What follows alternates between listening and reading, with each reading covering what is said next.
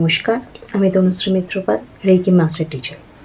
আজকে আমি আমার আলোচনায় যে বিষয় নিয়ে আলোচনা করব সেটা হচ্ছে মিসক্যারেজ।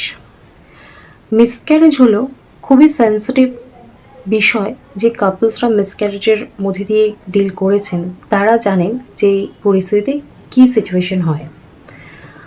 তবে যেটা হয়ে গেছে সেটাকে অবশ্য করেই ভুলে যেটা ভবিষ্যতে আসতে চলেছে সেটার কথা মাথায় রেখে নিজেদেরকে মাথা ঠান্ডা রেখে ভবিষ্যতের দিকে এগিয়ে যাওয়াটাই 100বার বুদ্ধিমানের কাজ। তার কারণ যেটা হয়ে গেছে সেটাকে তো আপনি চেঞ্জ করতে পারবেন না। সেটাকে নিয়ে যদি আপনি বসে থাকেন তাহলে আপনার পাস্ট লাইফে যে প্রবলেমটা হয়েছে সেটা আপনার প্রেজেন্টকে হ্যাম্পার করছে এবং তার সাথে সাথে আপনার ফিউচারকেও হ্যাম্পার করতে পারে। তাই যেটা হয়ে গেছে সেটাকে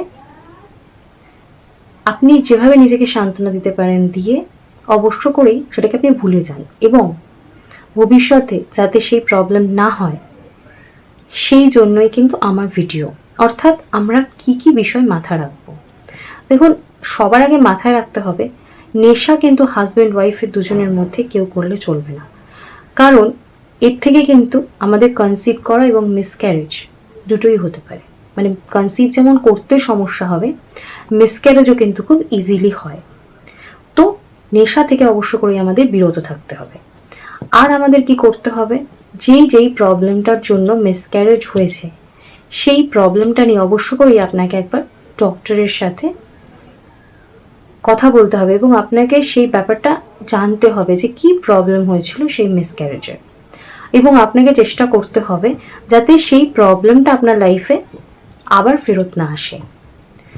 medical check up, medical treatment এক্ষেত্রে হাজব্যান্ড ওয়াইফ দুজনেরই দরকার। কারণ মিসক্যারেজ কিন্তু শুধুমাত্র ওয়াইফের জন্য হয় না, মিসক্যারেজ কিন্তু শুধুমাত্র হাজব্যান্ডের জন্য হয় না। দুজনের প্রচেষ্টা বা দুজনেরই কিছু প্রবলেম থাকলে তখন কিন্তু মিসক্যারেজটা হয়। তাই অবশ্য করেই দুজনের ট্রিটমেন্ট এবং দুজনের চেক আপ করার এক্ষেত্রে খুব দরকার। এবং যেহেতু একজন মহিলার মিসক্যারেজ হয়েছে তাই তার বডি রিকভারির জন্য কিন্তু অন্তত 6 থেকে 3 মাস, মানে 3 থেকে 6 মাস সময় নেওয়া খুব দরকার। যদি কোনো বেশি প্রবলেম বা হয়ে থাকে তাহলে অবশ্য করেই ডক্টর টাইম কতটা কি লিমিট হতে পারে সেটা বলে দেবেন। কিন্তু জেনারেল কেসেসে দেখা যায় 3 থেকে 6 মাসের মধ্যেই বডির সে রিকভারি হয়ে যায়। এর সাথে সাথে কিছু মেডিসিন, কিছু খাবার দাবারের ওপর সবার আগে গুরুত্ব দেওয়া দরকার। যেমন iron, folic acid, vitamin B, vitamin বি12। এর সাথে সাথে আপনাদেরকে খাওয়া দাওয়ার মধ্যে প্রচুর পরিমাণ জল খেতে হবে, প্রচুর ফ্রেশ গ্রিন ভেজিটেবলস খেতে হবে, প্রচুর ফ্রুটস খেতে হবে। এই যে এনার্জিগুলো, সেই এনার্জিগুলো কিন্তু আপনার বডির সাথে সাথে আপনার মাইন্ড, আপনার শরীরের সাথে সাথে মন এবং আপনার সমস্ত কিছুকে ডিল করার যে ক্ষমতা সেটা কিন্তু তৈরি করবে। অর্থাৎ শরীর সুস্থ থাকলে, মন সুস্থ থাকলে আমরা অনেকটা কিছু নিজেদেরকে এগিয়ে যেতে সাহায্য করতে পারি। তাই চা কফি থেকে যতটা কম খাওয়া যায় সেটা চেষ্টা করতে হবে এবং একটা হেলদি লাইফস্টাইল, পর্যাপ্ত ঘুম, সমস্ত কিছুর মধ্যে আপনাদেরকে আসতে হবে। কারণ একটা প্রবলেম অলরেডি হয়ে গেছে, এটা মাথায় রেখে এগোতে হবে। কিন্তু এটাকে কিন্তু এমনভাবে মাথায় রাখবেন না যে আপনি ডিপ্রেসড হয়ে গেলেন। যেটা হয়ে গেছে সেটা হয়ে গেছে। ডক্টরের ট্রিটমেন্টের যা যা নিয়ম বলছেন সেইভাবে আপনি এগোবেন।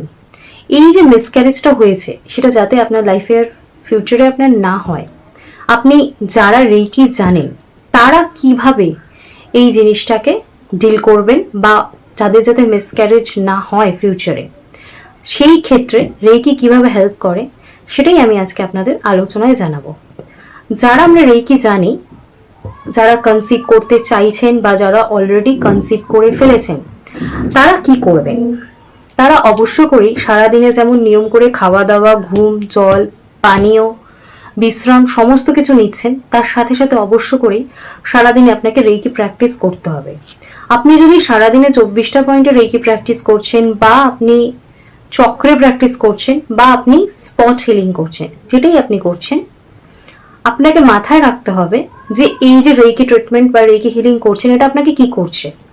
এক হচ্ছে আপনার মাইন্ডকে ফ্রেশ রাখছে, আপনার হরমোনাল ডিসঅর্ডার কোনো প্রবলেম যাতে না হয় সেটাকে দেখছে, আপনার ওভারিজ কে প্রোটেক্ট করছে, আপনার বেবিকে প্রোটেক্ট করছে, এবং আপনার ইনার যা যা প্রবলেম হলে আপনার বেবির মিসক্যারেজ হতে পারে যেটা আমরা জানি না, আমাদের সাবকনসিয়াস মাইন্ডে যদি কোনো প্রবলেম থাকে, সেটার জন্য কোনো যদি প্রবলেম হয়, সেটা অনেক সময় মা ভয় পায় প্রেগনেন্সি স্টেজে, সেখান থেকে দেখা যায় বেবি ডেলিভারি হওয়ার পর বেবি ভয় পায়, বা মার কোনো প্রবলেম থাকলে দেখা যায় যে মিসক্যারেজ হয়ে যাচ্ছে।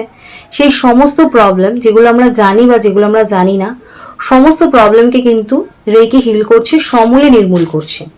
তার ফলে দেখা যায় যে মা যদি প্রেগনেন্সি স্টেজে রেকি প্র্যাকটিস করে, মিসক্যারেজ হওয়ার কোনো চান্সেস থাকে না।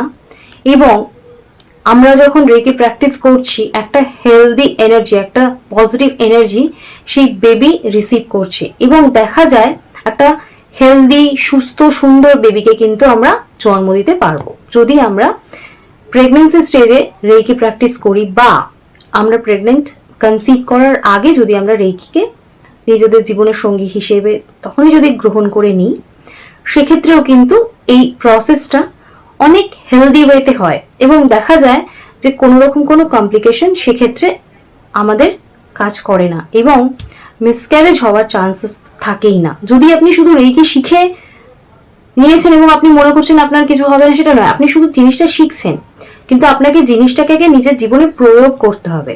আপনি যতক্ষণ না জিনিসটা প্রয়োগ করবেন বা আপনি জিনিসটা জানবেন, আপনি তার বেনিফিটটা পাবেন না। তাই অবশ্য করে যারা রেকি জানেন তারা রেকি প্র্যাকটিস করুন নিজেকে সুস্থ রাখতে, এবং এই সমস্ত সিচুয়েশনে ইমোশনাল সাপোর্ট, আমাদের অনেক রকম প্রবলেম এক্ষেত্রে হতে থাকে, হেলথের প্রবলেম থেকে শুরু করে আমাদের কোনো কিছু প্রবলেম আসবে না যদি আমরা রেকিটা জানি।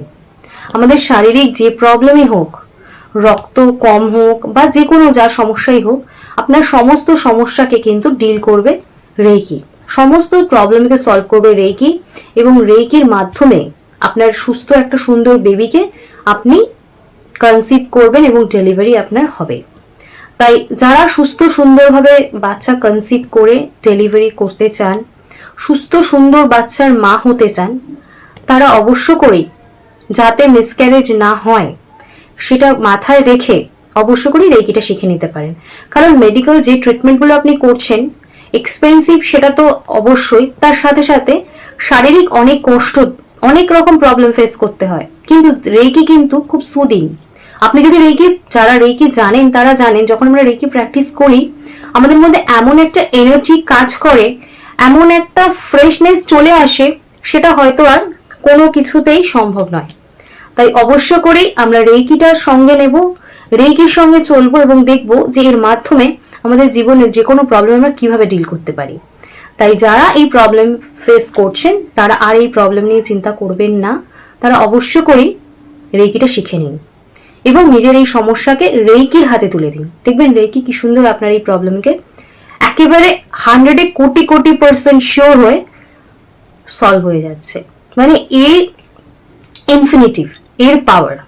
তাই অবশ্য করে রেকি শিখুন, এবং জীবনের যে কোনো সমস্যার সাথে সাথে এই মিসক্যারেজ ওরিয়েন্টেড যে দুঃস্বপ্নটা, সেটা যেন আপনাদের কারোর জীবনে না আসে, সেটাই চিন্তা করে আমি আজকের ভিডিও করলাম।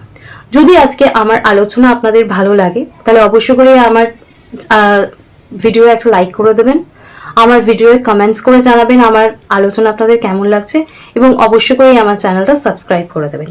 আজকে আমি আমার আলোচনা এখানেই শেষ করছি। নমস্কার।